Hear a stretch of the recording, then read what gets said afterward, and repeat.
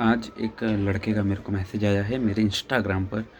और उसने मुझसे जो कहा है शायद उसका उत्तर अभी तक तो मेरे पास नहीं है, लेकिन मैं जल्दी ही उसका उत्तर ज़रूर ढूँढूँगा और उसको दूँगा। तो उसका जो सवाल है वो ये है कि कहा गया है भगवान की मर्ज़ी के बिना एक पत्ता तक नहीं हिलता। भगवान की मर्ज़ी के बिना कुछ भी नहीं होता, तो हमारे किए गए पाप, तो ये भी भगवान की मर्ज़ी से ही हो रहा होगा, क्योंकि जिस भगवान की मर्ज़ी के बिना एक पत्ता तक नहीं हिलता, उसकी मर्ज़ी के बिना हम पाप कैसे कर सकते हैं?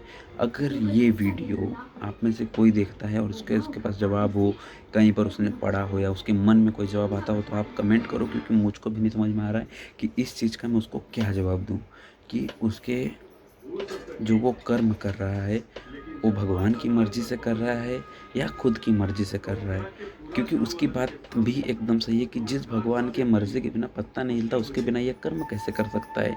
और उसका जो मैसेज है वो ये है कि अगर मैं भगवान की मर्ज़ी से पाप कर रहा हूँ, तो मैं नर्क में कैसे जाऊँगा? क्योंकि मैंने जो भी किया वो भगवान की मर्ज़ी से किया, तो मैं नर्क में कैसे जा सकता हूँ? जब ये मर्ज़ी उसकी है, तो मैं नर्क में कैसे जाऊँगा?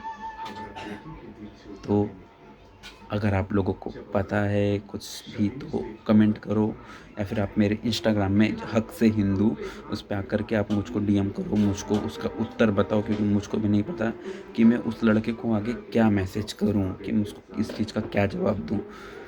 जय श्री राम। ज़रूर बताओ कि भगवान की मर्ज़ी के बिना अगर पत्ता भी नहीं हिलता, तो हमारे कर्म किए गए जो हैं वो भगवान की मर्ज़ी से हैं या उसकी मर्ज़ी के खिलाफ़ हैं।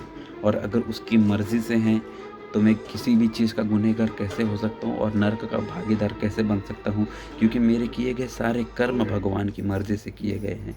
और अगर वो मेरी मर्ज़ी से किए गए हैं, तो ऐसा क्यों कहा गया है कि भगवान की मर्ज़ी के बिना पत्ता तक नहीं हिलता?